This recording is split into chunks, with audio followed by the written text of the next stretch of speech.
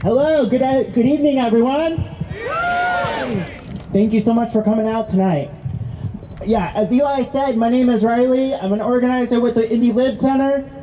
I'm a graduate student at Indy, and I'm a diasporic Korean standing with Palestine and the Palestinian people.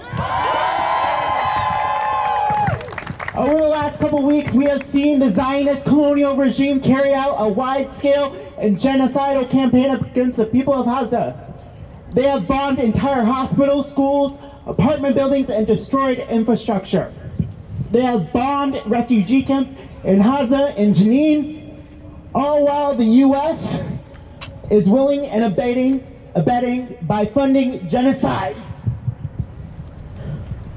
Israel gets about 30% of U.S. foreign aid every year. Boo! Boo!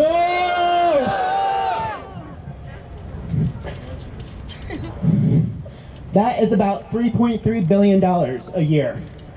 Biden is planning to give Israel an additional $14 billion. So as we see, American taxpayer dollars is funding genocide, occupation, and war.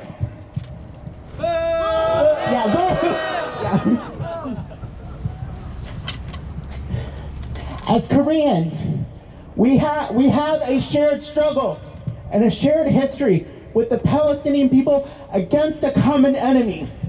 It is the same enemy that funds and materially supports the Zionist colonial regime that also maintains the division of Korea, U.S. imperialism. It is not a mere coincidence, as the Nakba was happening in 1948, that the division of Korea was happening at the same time. After we had liberated ourselves from Japanese colonialism, the U.S. occupied the South, violated our right to self-determination, and started to bomb and kill us indiscriminately through the Korean War. The U.S. turned entire cities into rubble, dropped over 635 tons of bombs and 32,557 tons of napalm onto the Korean Peninsula. The same type of napalm Israel is using on Gaza. Boo! The U.S. divided and occupied our land and placed brutal economic sanctions on North Korea. Simple things like sand and graphite is hard to import without facing repercussions from the U.S. Despite this, the U.S. has resisted the U.S. attempts of overthrowing and fully providing for the people, by the people, for the last 75 years. While I was in South Korea this past summer, I saw the mechanisms of U.S. militarism firsthand. I visited the DMZ and the U.S. military bases.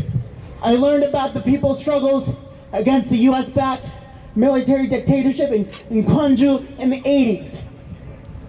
The struggle against U.S. military bases in Pyeongtaek and in Jeju, and the ongoing struggle against the building of the U.S. military missile base in Sosamri.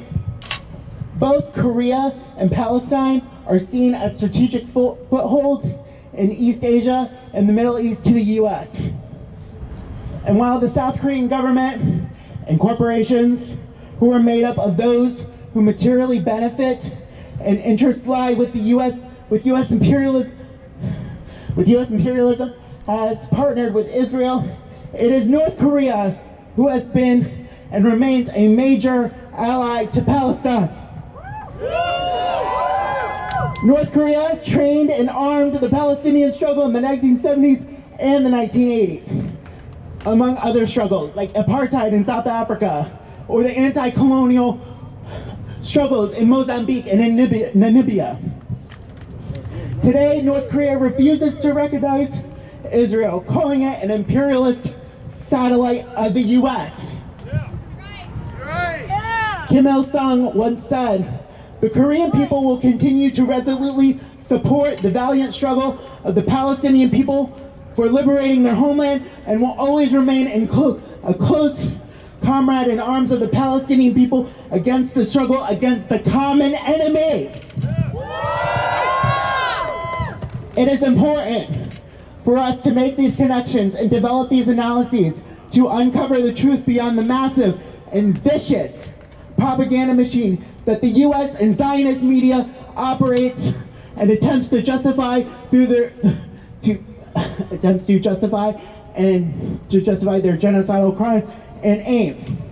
What the Korean War has shown is that a ceasefire without an end to the occupation only prolongs the occupation. The war takes on new forms.